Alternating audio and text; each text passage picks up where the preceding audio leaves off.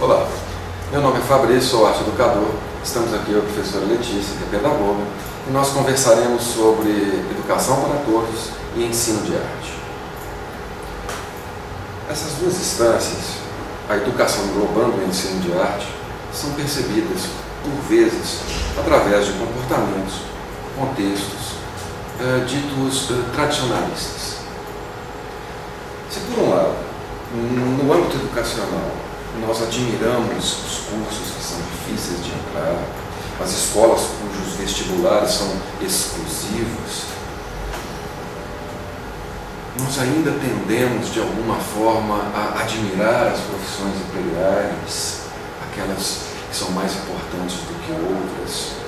É importante que nós possamos entender que a escola que pleiteia uma educação para todos, ela traz novos problemas, novas demandas, novas formas de organização da sociedade em torno dela mesma. Por um outro lado, no ensino de arte, nós temos também uma forte tendência a entendê-lo, a percebê-lo como uma instância que vai, como diz a Ingrid Coldela, desenvolver de forma geral a personalidade. Por exemplo, desenvolver a criatividade, desenvolver a socialização dos nossos educandos, trazer o controle emocional para os nossos alunos. É interessante que, relacionado à arte educação e ao ensino de arte, que a escola ela possa, de uma vez por todas, assumir o seu papel. Como seria isso? O Gardner, por exemplo, ele nos diz que não adianta você levar uma orquestra, um grande evento artístico para a periferia, sem que haja uma mediação, sem que haja um papel do professor contextualizando, porque ninguém aprende sozinho, por si só, apenas em contato com os objetos. Ora, essa mediação, ela vai nos trazer o quê? Um desvelo de contextos, um levantamento de histórias que circundam os objetos artísticos e a sua criação. Morin, ele tem uma frase maravilhosa que diz: todo objeto artístico traz uma profunda história sobre o homem, uma profunda história sobre a humanidade.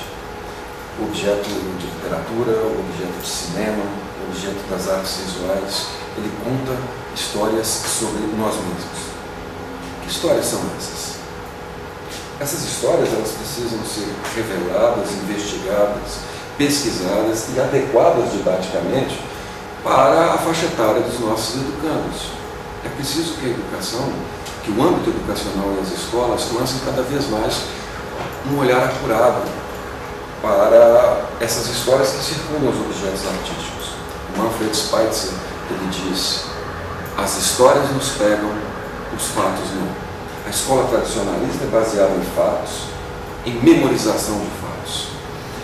É importantíssimo que nós possamos contar para os nossos educandos, sobre diversos aspectos, os inúmeros contextos que circundam o objeto artístico. É importante que nós possamos adequar didaticamente essas histórias para o entendimento, a investigação e a pesquisa de nossos educandos. Dessa forma, ao conhecer outras culturas, o educando começa a se conhecer e a se reconhecer na diferença. Inclusive, isso poderá cooperar com a ideia do Maturana, que diz que o cerne da educação é a convivência entre os seres humanos no mesmo espaço. É o respeito pelo outro, é o conhecimento da diferença das culturas e o reconhecimento da sua cultura enquanto identidade. O conhecimento dessas histórias fará com que o educando não procure as explicações no próprio objeto. O Gardner ele tem uma frase interessante sobre isso que diz: o lado esquerdo do nosso cérebro sempre procura uma explicação para tudo, não importa o quão descabida ela seja. Eu vou dar um exemplo sobre isso. O quadro que nós veremos agora chama-se Quadro Negro. Ele é do pintor Malevich. Ele fez parte de um movimento, forjou um movimento no início do século XX chamado suprematismo. A ideia do pintor era que, ao tentar racionalizar o objeto, procurar uma explicação para o objeto, o fruidor, ele Ao falhar nessa tentativa, ele poderia abrir uma porta para o seu subconsciente. Ele entendia que o artista deixava de ser um escravo da narrativa, um escravo da descrição. Ele não estava mais necessariamente ligado à descrição do objeto, à representação do objeto.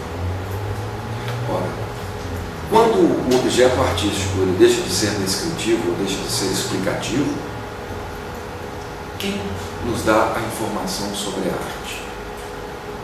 Quais as instâncias que vão necessariamente nos levar à construção do conhecimento, nos mediar em relação à ligação entre o objeto artístico e o grande público, ou aqui no caso, entre a investigação educacional e os nossos educandos? Será que nós estamos falando que a mídia ou as mídias de massa irão realizar esse papel? Adorno, por exemplo, quando ele cunhou o termo indústria cultural, ele entendia que os interesses econômicos iriam influenciar de maneira negativa a relação entre o artista e o público. Será que hoje isso mudou?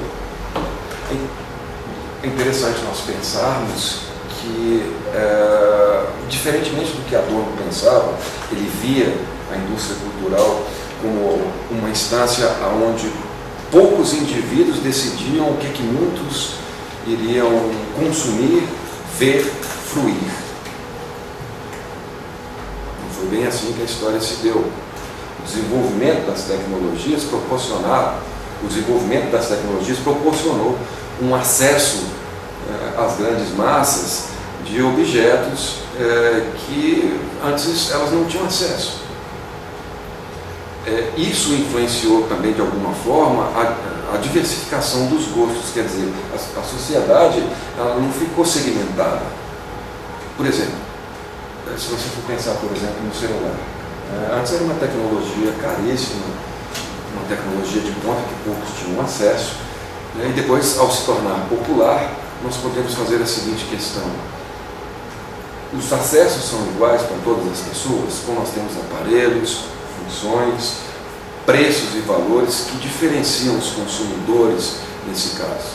E quando nós falamos de escola, nós temos uma escola que é realmente para todos, ou essa escola, ou as escolas, elas ainda são diferenciadas em termos de objetivos, classes, desejos de sociedade? Será que o objeto artístico hoje, apesar da difusão dos meios de informação, ele está acessível ao entendimento de todos? Principalmente porque nós temos hoje uma mídia que ela é caracterizada pelo enorme investimento em tecnologia, mas por um conteúdo não tão desenvolvido. Muita tecnologia, pouco conteúdo. Olha, a Anne Coquelin tem um pensamento interessante para isso em relação ao objeto artístico. Ela vai dizer que se as nossas fontes de conhecimento do objeto artístico são os panfletos das exposições, se são os folders das galerias, se são os informativos das peças de teatro, então nós precisamos repensar essas formas de informação e repensar as formas como que a sociedade está tendo acesso à construção dos objetos e aos pensamentos que circundam essas construções. O Gompertz vai até um pouquinho mais longe.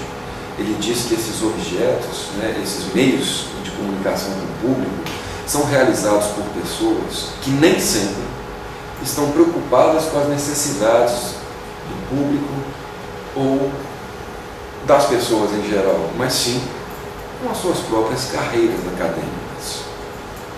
Ora, é interessante nós pensarmos que uma escola, que se diz uma escola para todos, ela precisa trazer consigo formas de avaliações diferenciadas, ela traz consigo demandas diferenciadas, ela precisa de uma participação de pais, ela precisa de uma participação de professores, da sociedade em torno da escola como um todo. E isso traz realmente proposições que são diferenciadas. O Lino de Macedo tem alguns pensamentos interessantes sobre isso, entre outros, e a professora Letícia irá falar um pouquinho disso conosco agora. Falar sobre celular. Celular é para todos, Sabor importa muito. Por que não a educação? Sim, tudo para todos. Todos os gostos, classe social, gestos, assim como a educação. Lino de Macedo, no seu livro Ensaios Pedagógicos, Como Construir uma Escola para Todos, faz uma crítica à escola fundamental constituída por uma cultura de semelhanças. Defendemos teoricamente a inclusão de todas as crianças na escola. Na prática, somos dominados por um modo de pensar, de defender, de crer, de querer, de escolher, de falta de opção, enfim. Ainda Macedo afirma que necessitamos primeiramente entender os conceitos de semelhança e diferença para então podermos nos desconstruir. Em outras palavras, semelhança é encaixar, classificar. O que quer que seja em algo conhecido, eliminando a diversidade e a singularidade. Já a diferença tem a ver com singularidade e ao mesmo tempo com diversidade. Porque o diferente é o que está entre nós, naquilo que é além de nós, naquilo que somos nós e não somos ao mesmo tempo. O conhecimento como semelhança só se completa ou complementa pela diferença. A diferença é uma forma de organizar as coisas quanto à sua dimensão desconhecida. A diferença corresponde à ideia de que certas coisas só podem ser conhecidas por fragmentos, partes, pistas, pegadas, cheiros, como a escola e a educação de nossos educandos. Cito um exemplo lógico no abstrato. Lógico, o número 5 é o número 5, certo? Depende. Em sua singularidade, sim, mas o 5 também é o 5 da diversidade dos lugares numéricos em que ocupa. Centena, dezena.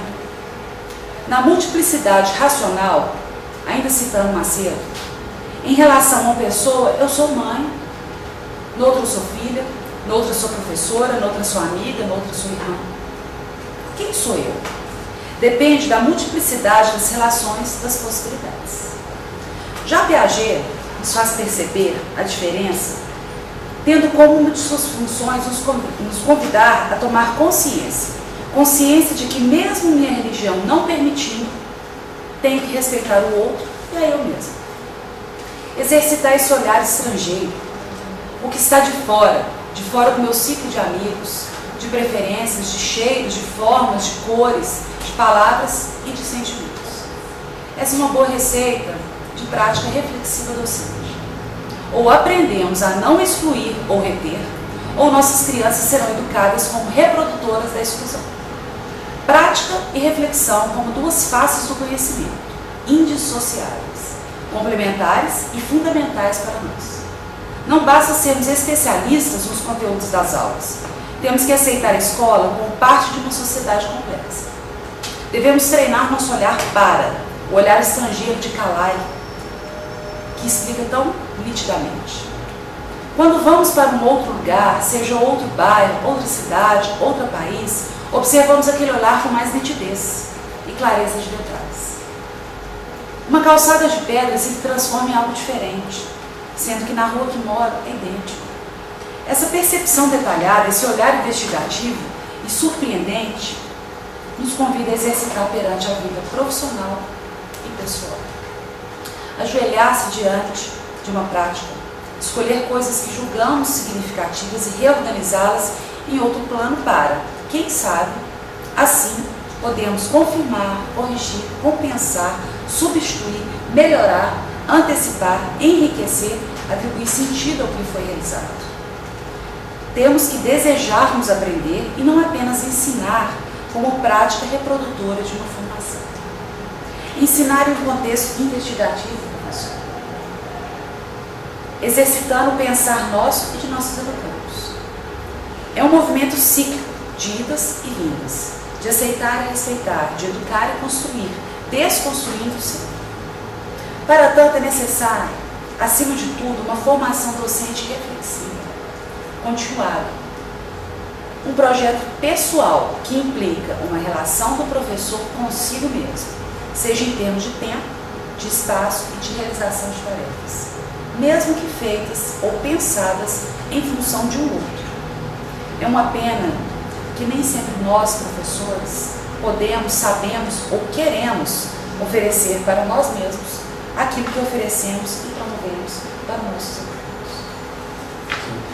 O Morin, ele diz, a mola mestra do conhecimento é a curiosidade. O Brandão, ele tem um pensamento interessante, através que ele apresenta através de um artigo dentro do livro Conhecimento e Transdisciplinaridade. Ele fala, o elemento transdisciplinar hoje não necessariamente ele pode ser acessado através da organização dos saberes. Ele pode ser acessado através das questões e dos questionamentos relacionados aos saberes. E a nossa intenção aqui realmente foi levantar algumas questões, algumas perguntas. Quem nos informa sobre a escola? A quem delegamos o poder dessa informação? Quem nos informa sobre arte, sobre o ensino de arte? E a quem delegamos este poder?